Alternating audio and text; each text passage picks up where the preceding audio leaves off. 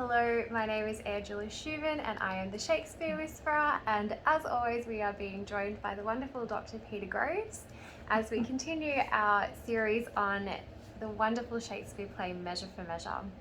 So, we have just finished the Duke's conversation with Isabella where he has informed her that he will be tricking Angelo through a bed trick. So Isabella is to say to him, yep, I'll sleep with you, and then when it's all dark she'll send in Mariana instead and he will be fooled. So we were just figuring out. Yeah, because we, as you remember last time, we were working from two different editions, the second Arden and the third Arden. And actually today we've both got the third Arden, I think, haven't we? Yeah. And of course in the second Arden, we've got two scenes in Act 3, Act 1 and 2. And scene 1 and scene 2 are divided at the point at which Isabella leaves and Elbow and Pompey and officers enter, which is okay in a sense. It makes sort of a sense, but it doesn't really conform to the logic of the Elizabethan stage, because there you don't really get a new scene until you've cleared the stage of the old scene. So this would be in fact a new scene in the French sense and not in the English sense, and we probably don't want to go down that rabbit hole, do we? Probably not. No, okay. But yes. So in other words, what we're saying is, in practical terms, you may have found that we stopped in the middle of a scene, apparently, but we didn't. Not in the second Arden version, only in the third Arden version, and whatever version you have may follow one or other of these conventions. But the point is that since the Duke remains on stage, it's not really technically a scene break. So we're coming in where it says enter Elbow, Pompey and officers, which depending on your edition could be the start of Act 3 Scene 2, or it could be around line 270 if it continues right through with Act 3 Scene 1. Though even there, because there's so much prose in Act 3 Scene 1, we can't really say where it is, to be honest. Fun, isn't it? But it's where Isabella goes out and Elbow and Pompey come in. So, what we have here is a lot of prose here. A lot of prose, a bit of prose comedy, which is, again, something that won't detain us in as much detail. It's not quite as interesting and quite as worthy dissection as, the great scenes between Angela and Isabella are. And as we've mentioned, what's an easy way to tell the difference between prose and verse? In verse, the start of each line will begin with a capital letter, whereas in prose, it would be how you normally write if you're writing an email or something.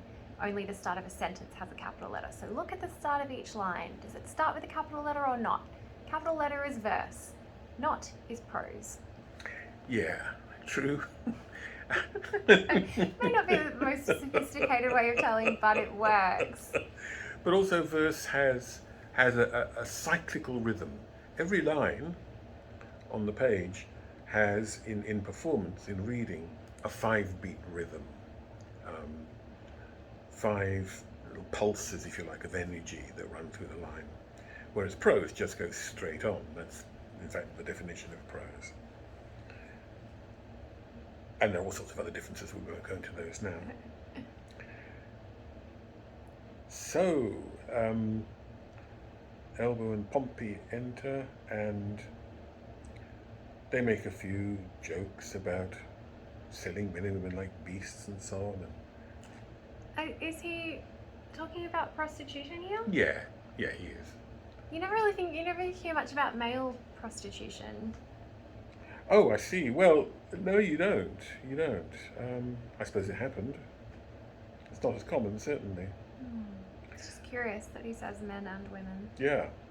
And even in Brown and White Bastard, too, because Bastard's a kind of beer, I think. But Brown and White is very interesting. Obviously, the sex trade is Well, in the multiracial. footnote, it says 2 varieties, brown, white, of a Spanish or Portuguese fortified sweet wine. Fortified sweet wine, yes. So, okay, that makes sense. But it could also be yes. a racial reference as well. Yeah, yes. Elbow's mixing of wines, the note says here, seems to imply miscegenation, which means interracial procreation. I don't know, how does one put these things nowadays? Because, of course, it's such an old-fashioned idea, isn't it? How do you mean that? Well, the idea that it's an issue. Right, that it needs to be noticed. Yes, exactly. Ooh, yeah, good point. Yeah. Exactly.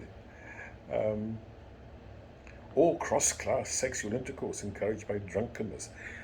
Encouraged by drunkenness. So you're only going to, go for the chambermaid if you're drunk, because obviously you're sober. Should be beneath your contempt. I suppose that's the implication. That could be the implication. Yes, it's quite interesting, all this.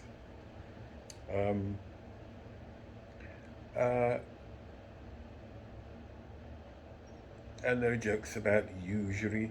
Usury, of course, means lending money at interest, which was forbidden and condemned by the Church, Catholic and Protestant, in this period.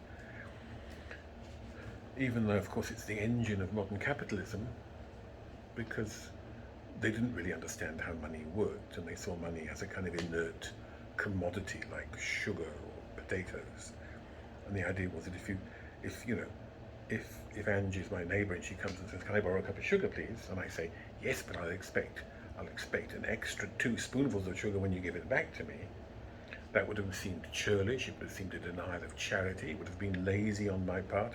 I wouldn't be earning my money and my living in the sweat of my brow, as God enjoined Adam. There are all sorts of reasons why usury was felt to be basically a kind of sin. It's also making money against nature, because nature, or making wealth, if you like, against nature, because nature produces wealth, of course, through tilling the land, scattering your seed and all that kind of stuff. And to make money out of money, or really out of other people, because I'd be exploiting Ange by taking sugar from her that I didn't deserve, because I wasn't using the sugar when she borrowed it. So basically, mere charity would suggest that I should lend her the sugar, and then if I receive all my sugar back, that's all I need. You're content. Yeah, you're not producing anything extra. No, exactly. You're, yeah. Yes. So it's a funny mindset, because nowadays everybody is engaged in usury. Your bank manager is very much into usury. Anybody who has any, a loan or a mortgage or shares or anything really. Anyway.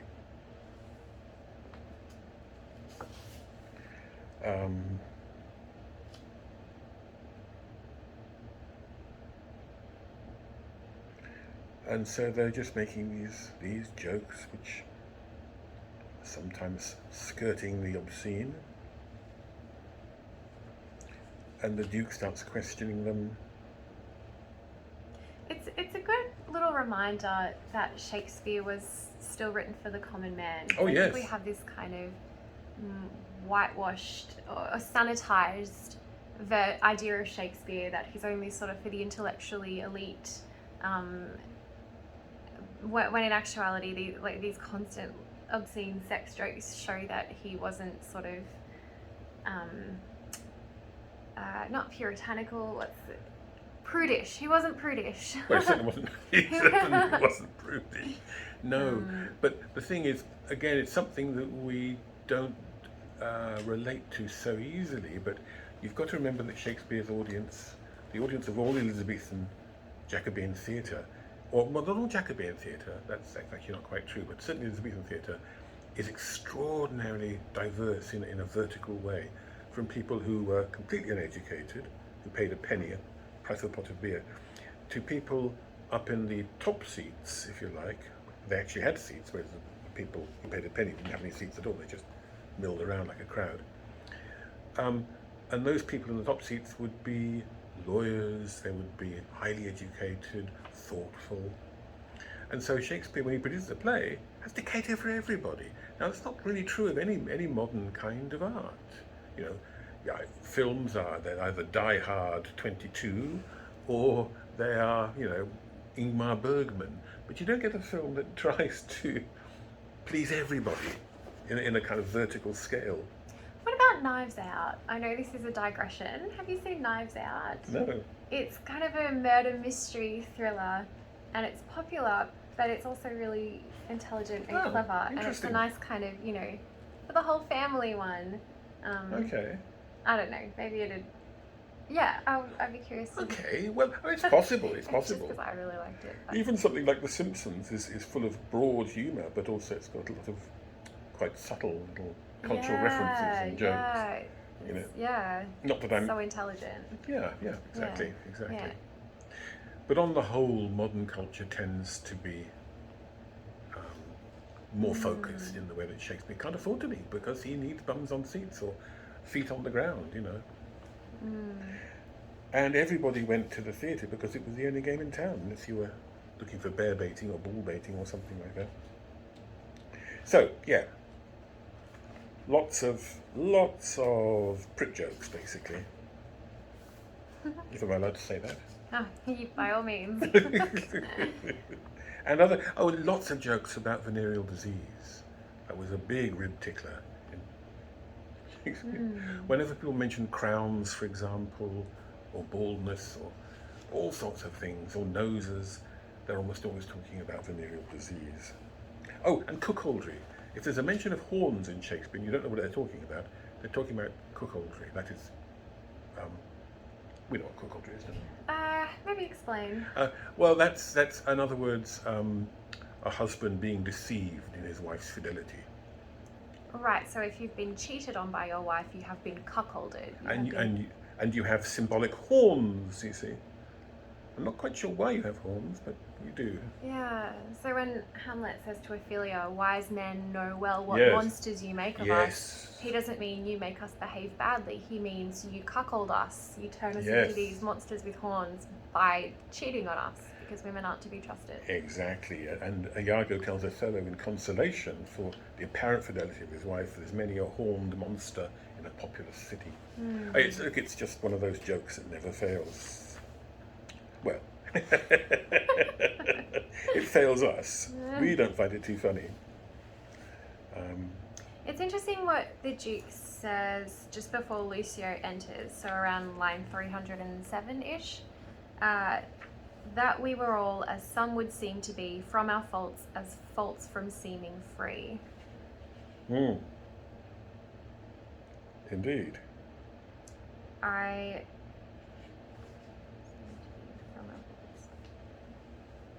Is that the idea that, if only we were as free from our faults as some people seem to be? Yeah, look, I'm sorry, I've lost this. Where is it? Because I got the same edition as you. Oh, yeah. We jumped on a bit. Okay. Oh, yeah, sorry, I thought... Right. Okay. We can go back. I'm going to go from where you want to go from. No, because there's not a lot to notice here. At least not a lot that we're particularly interested in. No. For the purposes of this series. Exactly. That would be what some would seem to be from our faults as faults from seeming free. Yes. Would we were all free from our faults, as some appear to be, and of course he's got Angelo in mind, but ironically this redounds upon himself, although he doesn't see that for himself.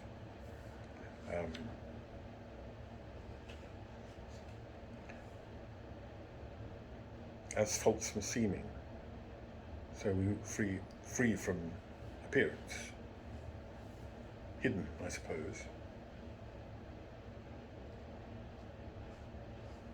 Slightly gnomic, isn't it? Do you mean like a riddle? Yeah. Gnomic means it's like a riddle, like a slightly enigmatic, slightly mysterious. Lucio comes in. Lucio makes lots of jokes about Pompey at his expense, because of course Pompey was the name of Caesar's rival in the first triumvirate of Rome. What are the wheels of Caesar, he says, that thou led in triumph? what's there none of Pygmalion's images, newly made woman to be had now for putting the hand in the pocket and extracting clutched. And again, this is another little joke about sex, which we don't need to go into. This is the kind of thing that's often cut, I think, in modern productions because it's kind of unrewarding to modern audiences. Yeah. I think. Yeah, you can really see why. Yeah. It's interesting though that he references Pygmalion. We were talking about this before with The Winter's Tale. This story of a man sculpting a statue of a woman and falling in love with her, and then she comes to life. Yeah. If you've ever encountered Winter's Tale, that's a big image that we get there. If you want to understand all these jokes, all you need is a sort of a decent edition with good footnotes. What we're doing here, we're trying to go beyond mere explication to analysis, and these bits of a text don't really offer us much to chew on, I think, on the whole.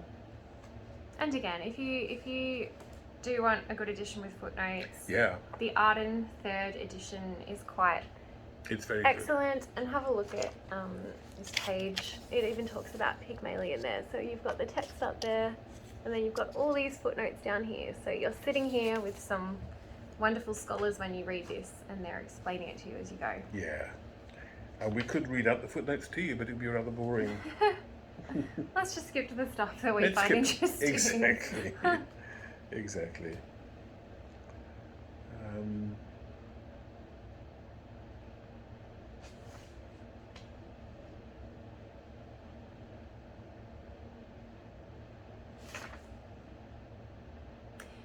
Well, my interest picks up when Elbow, Pompey and the officers leave. Yeah. And Lucio says, "What news, Friar of the Duke?" Yeah. Are you happy to go from there? Sure.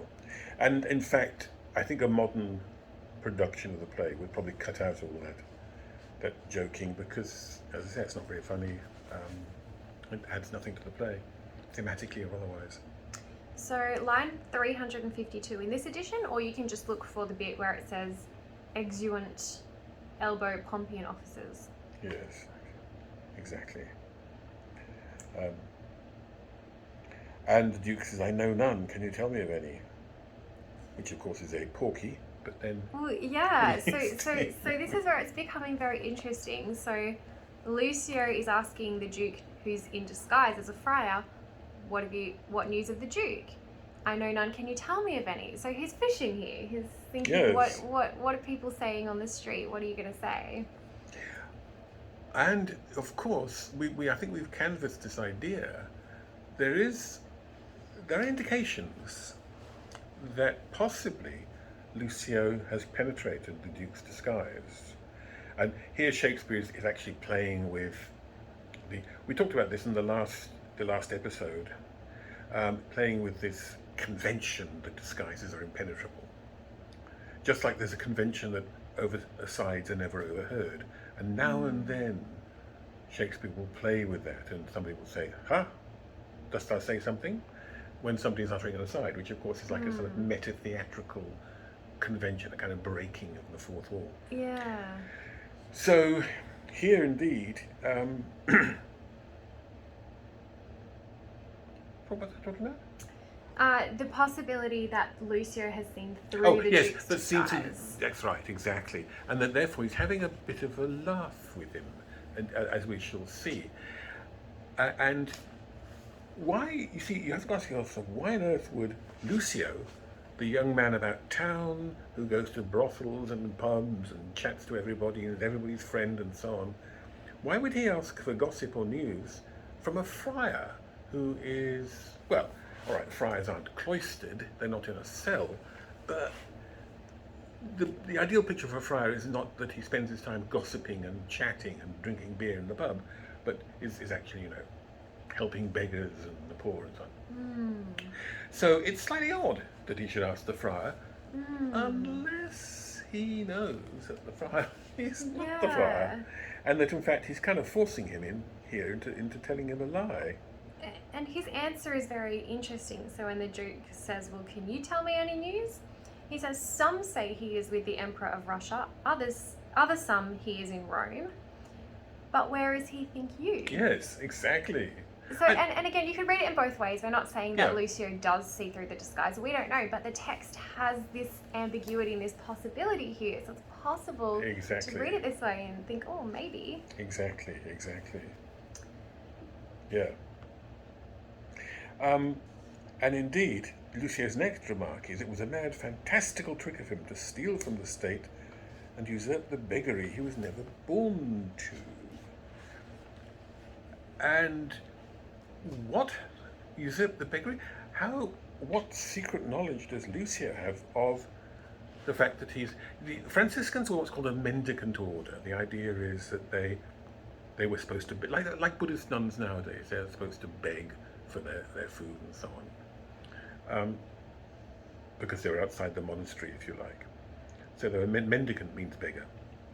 So why would Lucio suppose that the Duke, who after all is not short of a bob or two, why would he suppose that the Duke was being a beggar? He's pretending to be a beggar. Unless he knows that the Duke is pretending to be a friar, that is, Yeah. one of a mendicant or begging order.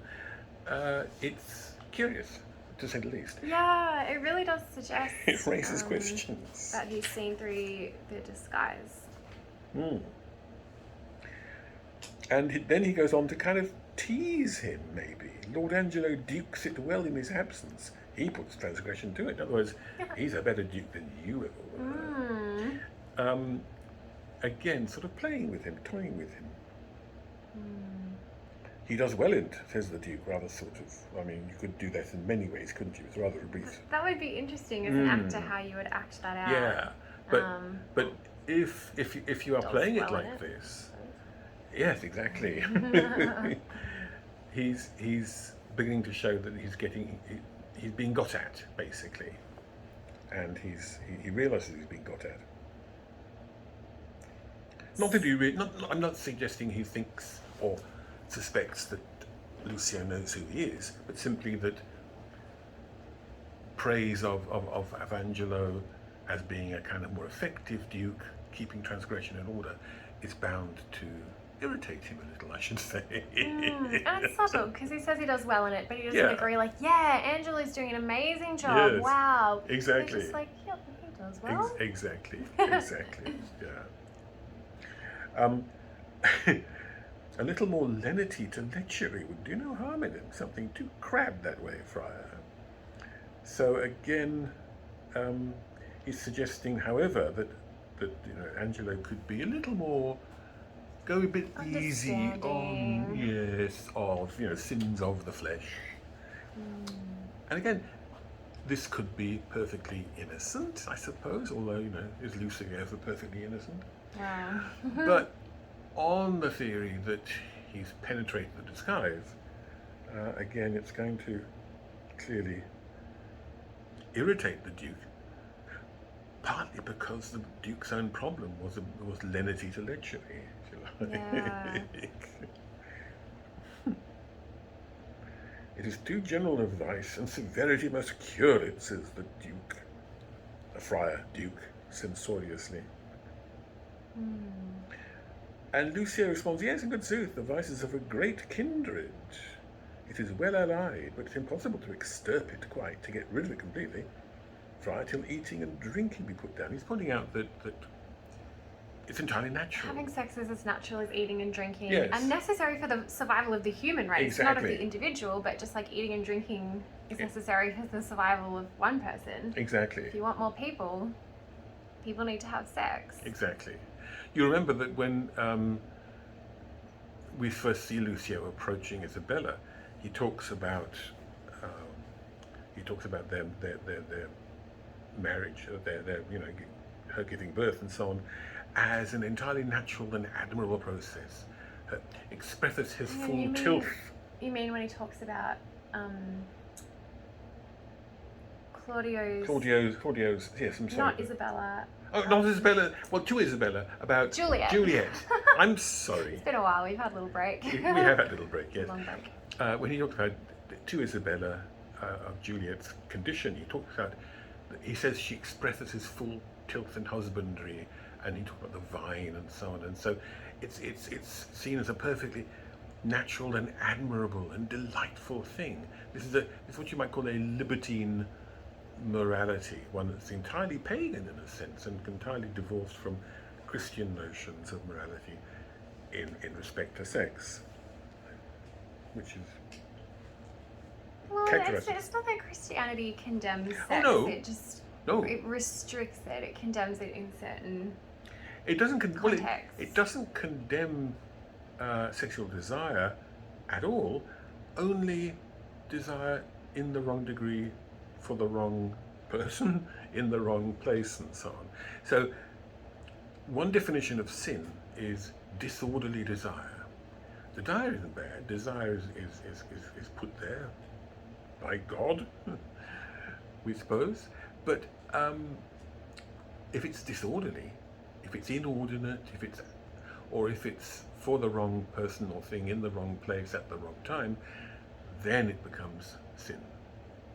So it's important to recognize that. So there's nothing inherently sinful about sex in the Christian view. Although, of course, or even the desire. Sorry all the desire. to all the desires. But to quibble. It's the acting upon the desire. oh, I see what you mean. Well, yeah. It's not a sin to desire somebody that you should not be having sex with. It's a No. sin to act on it. Yeah. According to Fair enough. Christian theology, unless you're Puritan, in which case probably the desire itself is sinful. Yeah, but it probably is. more mainstream Yeah. theology would make a distinction. Exactly. They say this Angelo was not made by man and woman after this downright way of creation. It's true, think you? So now he's making a joke. Lucio's making a joke about Angelo's extreme Puritanism, and he's saying, "Oh, well, he couldn't have possibly been reproduced by sex, by real human people of flesh, because he's so." Well, I mean, they didn't have robots in that time, but he's so inhuman and cold. Exactly. Though incidentally, I know that this does link him with Christ, who again was not made by man and woman after the downright way of creation. Well, true. Yes. Yeah. A Christ figure. How should he be made then? So the Duke seems to be like a bit amused by this. Go on, all right. Well, then how was he made? Well, yeah. Look, this is very interesting actually, because it's such a brief speech and there aren't many clues in it. You could actually do this in a number of ways. You could sound amused. You could be very stuffy and standoffish. You could be kind of naive and puzzled. How should he be made then? As though Angelo were actually proffering genuine theories about Lucio. Lucio. Sorry, As though Lucio were offering yeah. genuine theories about the creation of Angelo. Mm. Yeah, you're absolutely right. And these are decisions really for actors and directors. So Lucio gives us some crazy ideas. Some report a sea maid spawned him. Others he begot between two stockfishes. That's quite funny. But it's certain that when he makes water, his urine is congealed ice. That I know to be true, said Lucio. And he is a motion generative. That's infallible.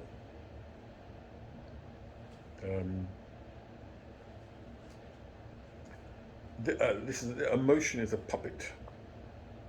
So he's a puppet. He's not a human being. He's not flesh and blood. He's too cold. He's kind of too wooden, reptilian. like a wooden puppet. Yeah. Exactly. The Duke says, "You are pleasant, sir, and speak apace." You are pleasant means full of humour. You speak apace. You've got a lot to say. Could be seen as a rebuke, I suppose. The footnote here says that pleasant means facetious. Yeah. So you're being silly. Yes, you're being silly. You're being amusing and witty. I used to take this in the modern sense of pleasant to mean, you're fun to listen to. I enjoy you, but no, that's not it. He's kind of raising his eyebrow. You're a weird one, aren't you? That's right. Well, it's from the French plaisanterie. A plaisanterie is a joke. And so it's odd when people talk about pleasantries, they exchange pleasantries. We mean, or nowadays we mean, polite. You know, how are you? How's your grandmother? You know, all that kind of stuff.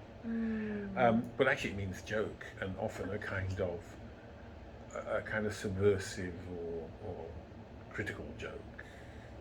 So we use it in quite the wrong sense, and from the way it used to be used about a couple of 100 years ago. And Lucio carries on. He talks a lot, Lucio. He just has to be talking, doesn't he? He is a little chatterbox. A little chatterbox, yes. And he starts criticising Angelo for the rebellion of a codpiece to take away the life of a man. The codpiece, of course, is a bit of clothing. It was a kind of bulge in your crotch that you wore, made of cotton padding, which had the weird effect of emphasising, the male gonads. May have been a very deliberate. Oh, I'm definitely deliberate, I know. It's just a bit odd, isn't it? The masculinity. Oh, yes, weird, very much emphasising the masculinity, yes, that's right. Like a padded bra for men, I suppose. Yeah, it works. Yeah. Would the Duke that is absent have done this? He would have hanged a man for getting 100 bastards. He would have paid for the nursing of 1,000. He had some feeling of the sport. He knew the service, and that instructed him to mercy. Sport and service are both code words for sex, basically. So this is interesting now. His seemingly random criticism of Angelo for being too inhuman and cold is now used to contrast the Duke. Yes. He should have been here. He would have understood. He would have been reasonable about this because, Yes. it reminds me a little of that, I don't know if you have to be perhaps a bit older to remember this, but the nudge nudge wink wink Monty Python sketch, you know? Probably not. But if you do remember it, that's what I'm reminded of here, you know. Lucio is very much that kind of a character. Yeah. Absolutely. So again, if he knows it's the Duke, this is so much funnier than it is if he's simply talking randomly or just imagining all this. And in particular, what's really interesting is if this is not mere random chatter on his part, but stemming from some knowledge of the Duke. And it's an interesting one because at the end of the play, spoiler alert, but I'm not really spoiling anything, Lucio gets called to account for this, and the Duke says, slandering a prince deserves it. So a lot of critics simply read what Lucio is saying here as nonsense, when in actuality, is it so nonsensical? We've done the scene with Juliet in the prison where we've shown that the Duke has this perverted obsession with female sexuality.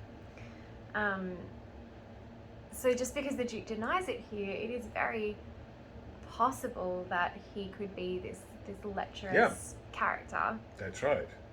And not only that, but he seems to hang around Mariana a lot, doesn't he? Yeah, as we'll see later As we shall see. Yeah, exactly. Which, of course, makes all sorts of ironies, extra ironies in the play when the play is about. It's about sexual incontinence, partly as a metaphor for, civil rebellion, if you like, and the Duke. And we begin to understand, in fact, the Duke's failure to enforce these laws. I mean, Lucio's right. He has a feeling for the sport. But this is the last thing he wants to hear. So he says, rather sniffily, I never heard the absent Duke much detected for women. He was not inclined that way.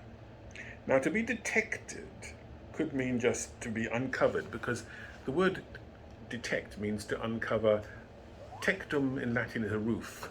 So taking the roof off something and you see inside. But of course, it also implies that there's something to see when you take the roof off. Or he's not saying the Duke never did that. He's saying Yes. he never got caught doing Yes, that. yes. Our modern word detective. A detective is somebody who takes the roof off and looks inside and discovers the criminal.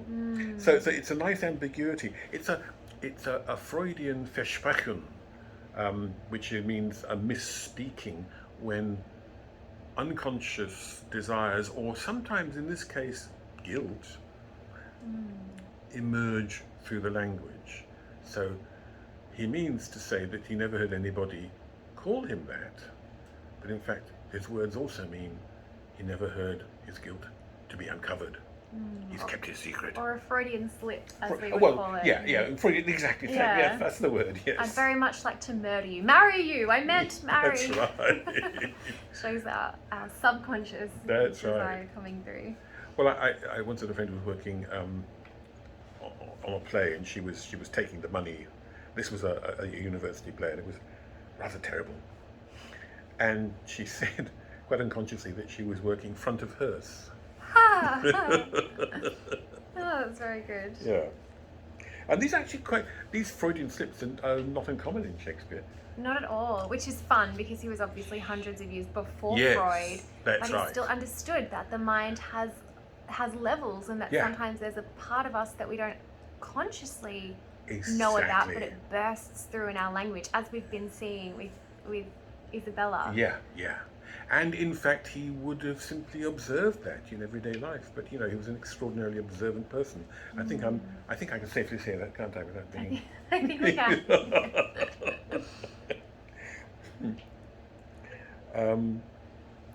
Sorry. As you say, I say that because a lot of modern critics feel you're not allowed to say anything about Shakespeare or his characters or anything at all, really.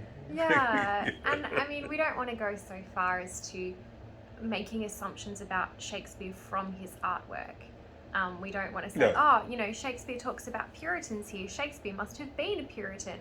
Shakespeare's characters don't like sex, therefore Shakespeare doesn't. Or obviously that's bad scholarship. We don't want to do that. I might write a book about a girl who hates chocolate. Doesn't mean I hate chocolate. We can all get that. But at the same time, if the play shows that the writer is very intelligent, we can say, yeah, Shakespeare was very intelligent. Or if the play shows a real interest in something, we can say, well, chances are the man who wrote the play was interested in this thing. Exactly. Yeah. So Lucio tells him he's deceived. Oh, sir, you are deceived. Which works very nicely. Yes. Because perhaps he's pointing out a kind of self-deception yes, here. Exactly. There's a beautiful irony there. Now this is funny as opposed to all the jokes about syphilis. I'm not being prudish here. It's just that syphilis doesn't amuse us in the way that it amused, which is odd because it was a much more virulent and savage disease in the 16th century than it is now. It destroyed the cartilage in the nose, for example, so you were hideously deformed if you had syphilis. It's kind of quietened down a bit like COVID, turning into whatever the latest strain is. It happens. Measles was a terrifying disease in the early Middle Ages. Now it's just a thing that children get and recover from. Thankfully. Unless their idiot parents have refused to vaccinate them, in which case. Yeah, we're not going there. No, I know. But really, idiocy must be called out.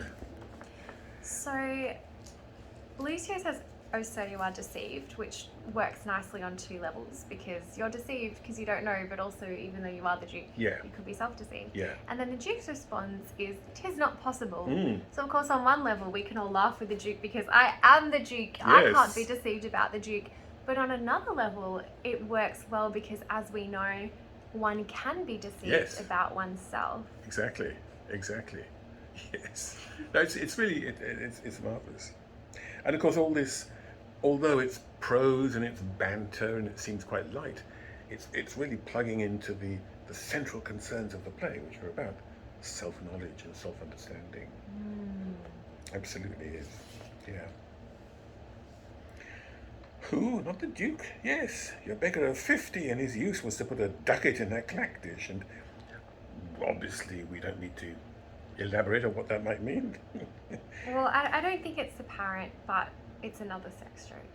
So Is it not apparent? I don't think so. maybe it is. Maybe, I mean. Well, a ducat is a coin, and a clack dish is a begging bowl.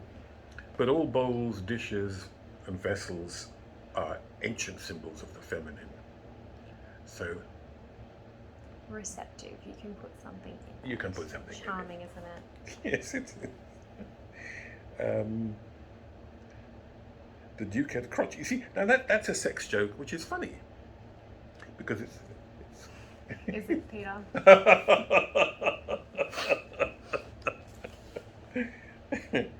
The Duke had crotchets in him. Crotchets means little whims, his own little ways. And because your beggar of 50 is suggesting that his sex drive was so great that it didn't require beauty or youth in its objects. Or cleanliness. Cleanliness. All cats are grey in the dark, remember? Going back to the bed trick. Yeah. It doesn't matter, well, Yeah, yes. I think we get it. Good, he was not good. discriminating. He's not He was discriminating the just- objects of his affection. So, I mean, this does seem like quite an extreme accusation that Lucio's making. Like, it It's doesn't over the seem... Yeah. So maybe, I don't know, we could either interpret this as complete nonsense, as the Duke says it is, or true, which is hard to swallow, or perhaps there's a kind of middle ground. Maybe, Yeah. the Duke isn't this lecherous and out of control, but maybe there is a grain of truth in there somehow. I think that's it. Because the point is that yes, he's exaggerating for comic effect, isn't he? That's exactly. So he doesn't mean it quite literally. Being a duke, he could afford to be more discriminating, I suppose. He would be drunk too. Let me inform you. You do him wrong, surely, sir. I was an inward of his. A shy fellow was the Duke, and I believe I know the cause of his withdrawing. And the Duke says, what prithee might be the cause? No, pardon, 'tis a secret must be locked within the teeth and the lips. But this I can let you understand, the greater file of the subject held the Duke to be wise. The Duke likes this. Wise? Why, no question but he was. And Lucius is a very superficial, ignorant, unweighing fellow. And this, again, does seem to have... Rings a little true, It doesn't does, it? rather, yes. See, none of this means he's unintelligent. Superficial means he's not prepared to penetrate the appearance of things, to go beneath the surface. Ignorant... You can be intelligent and ignorant, and you can, in particular, of course, be ignorant of yourself, which is the main claim about the Duke. And unweighing, not considering things, not weighing them up. The footnote also says thoughtless or inconsiderate. And again, if we think about his behaviour regarding Juliet in that prison scene, or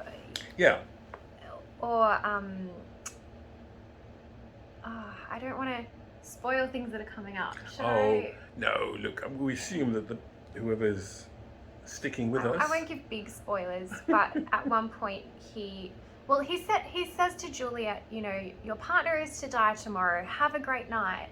And we know that he's planning to save Claudio. So he just says that to Juliet to torture her. Yeah, so things like that, maybe you didn't weigh it up there. Maybe you're being a little bit thoughtless or inconsiderate of others. Even this plan to put Angelo in charge, to mess around with everybody's lives, to cause Isabella this great stress when at any point you could have just ripped off your costume and said, it's me, stop what you're doing, Angelo, to cause Claudio this great stress of making him think that he's going to die. Yeah. Well, exactly. Unweighing stuff. Unweighing, because basically what gets established is that the Duke is narcissistic, and narcissists tend to see other people not as fully human, as deserving of the same kind of consideration or respect that they themselves are, of course, worth. Think of someone like Donald Trump, but a bit more intelligent than Donald Trump. And of course, he's also a Machiavellian, somebody again who sees people as pawns in a chess game to be moved around. One of the funniest things in the play, and we're coming to it, is the way Barnardine, the prisoner, the drunken prisoner, refuses to become one of his pawns in a little chess game. And it's really frustrating for him. He insists on being a human being with his own mind. And it's quite nice that he's thwarted by the kind of lowest person in the play, much way below Lucio, who is at least a kind of gentleman. So, yes, he's. I mean, maybe it's going over the top a bit to accuse him of belonging or exhibiting the dark triad. You know, the dark triad? It's this modern idea that three particular psychological traits are often found together: psychopathy, narcissism, and Machiavellianism. So, you know, excessive self-regard, the lack of empathy. Or not the inability to identify someone else's emotional state, but the ability to then enter into it and feel it. To take it seriously, yes. To treat exactly. All three are linked by lack of empathy, and I think this is very much what we find in the Duke. And yeah. And again, we're not doing a kind of oversimplified psychoanalysis of him as though he is a real person. We're simply looking at the illusion of a person that Shakespeare has created through the lines of the play, and we're saying that Shakespeare has created a character whose behavior resembles that of what we would call a narcissist or even a psychopath. It seems to have these traits here. Yeah. How do I go for 46 minutes? Oh, I think okay. Let's end it there. Okay, so that is a line 400, a very superficial, ignorant, unweighing fellow. Okay, sure. Did you want to say Well, I was going something to, else? yes, but now it's fled from my brain. No. Oh yeah, I mean, the point is, we call him a psychopath. We think of psychopaths as murderers. Psychopaths aren't necessarily murderers. Psychopaths run large corporations. They become surgeons. They can be very useful in society. It just means they have a particular kind of orientation to other people. It treats them as instrumentally, if you like, or as means rather than as ends. That's essentially what it's all about. But you know, he's willing to have people bumped off in this play. I mean, you know, well, although, but yes, he's willing to have Ragozine the pirate. He needs a head, yeah, basically. As we'll see why later. But and I mean, he often threatens death. He threatens people with death a lot. And then because this play is a comedy, we don't get deaths. Yeah. But that's why it's a problem comedy or a tragic comedy, because we get very close to death a lot, and it feels a lot heavier. Yeah. Than a comedy usually does. That's right. That's right. We skirt the possibility of it. Yeah, and again, you know, the dark traits of this characterization of the Duke that we're seeing here. Yeah. So exactly. Suggests some more tragic elements of the play. Yes. Okay. Okay. Stop. How do I? The black square. Thank you.